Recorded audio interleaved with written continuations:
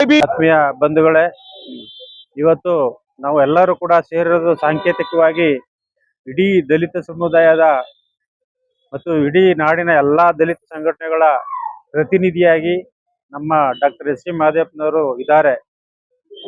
ಇವತ್ತು ಸಿದ್ದರಾಮಯ್ಯನವರು 2 ಸಾರಿ ಮುಖ್ಯಮಂತ್ರಿ ಆಗ್ಬೇಕಾದ್ರೂ ಕೂಡ 2 ಸಾರಿ ಉಪಮುಖ್ಯಮಂತ್ರಿ ಆಗ್ಬೇಕಾದ್ರೂ ವಿರೋಧ ಪಕ್ಷದ ನಾಯಕರಾಗಿ ಆಯ್ಕೆ ಆಗಿರ್ಬೇಕಾದ್ರೂ ಕೂಡ ಪ್ರತಿ ಹೆಜ್ಜೆಯಲ್ಲೂ ಕೂಡ ಮಹದೇವಪ್ಪನವರು ಇದ್ದಾರೆ ಅನ್ನೋದನ್ನ ಮರಿಬಾರದು.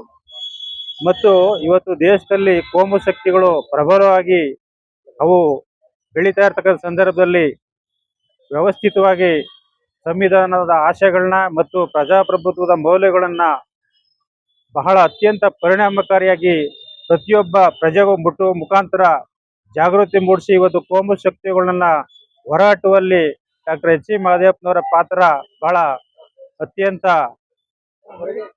ಅಮೋಘವಾದದ್ದು. ಇವತ್ತು ಅದನ್ನ ನೆನ್ಕೊಂಡು ಇವತ್ತು ಸರ್ಕಾರ 2-3 ವರ್ಷದಿಂದ ಸಿದ್ದರಾಮಯ್ಯ ನೇತೃತ್ವದ ಸರ್ಕಾರ ನಡೀತು. ಅದರಲ್ಲಿ ಇಡೀ ಕ್ಯಾಬಿನೆಟ್ ಎಲ್ಲ ಸಚಿವ ಸಂಪುಟದಿಂದ 50% ಹೆಸರು ಒಳ್ಳೆ ಹೆಸರು ಸರ್ಕಾರಕ್ಕೆ ಬಂದ್ರೆ ಕೇವಲ ಒಬ್ಬ ಮಹದೇವಪ್ಪನವರಿಂದ 50% ಸರ್ಕಾರಕ್ಕೆ ಒಳ್ಳೆ ಹೆಸರು ಬಂದಿದೆ.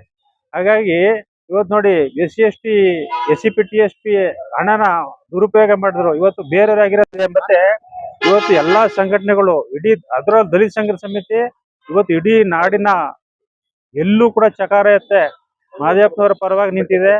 ಕಾರಣ ಏನಾದ್ರು ಒಂದು ಮುಂದೆ ಮುಖ್ಯಮಂತ್ರಿ ಆಗ್ಬೋದು ಅಥವಾ ನಮ್ಮ ಕನಸಾಗಿಬಿಟ್ಟಿದೆ, ಇಡೀ ದಲಿತ ಸಮುದಾಯದ ಕನಸಾಗಿ ಉಳಿದ್ಬಿಟ್ಟಿದೆ. ಹಾಗಾಗಿ ಅದು ಮುಂದೆ ಆಗ್ಬೋದು ಅನ್ನೋ ಒಂದು ಕಾರಣಕ್ಕಾಗಿ ಒಕ್ಕೋರ್ಲಿಂದ ಬೆಂಬಲ ಕೊಟ್ಟರು ಕೂಡ ಇವ್ರು ನಮ್ಮ ಕೇವಲ ವೋಟ್ ಬ್ಯಾಂಕ್ ಆಗಿ ಬಳಸ್ಕೊಂಡು ನಮಗೆ ದ್ರೋಹ ಎಸಗಿದ್ದಾರೆ.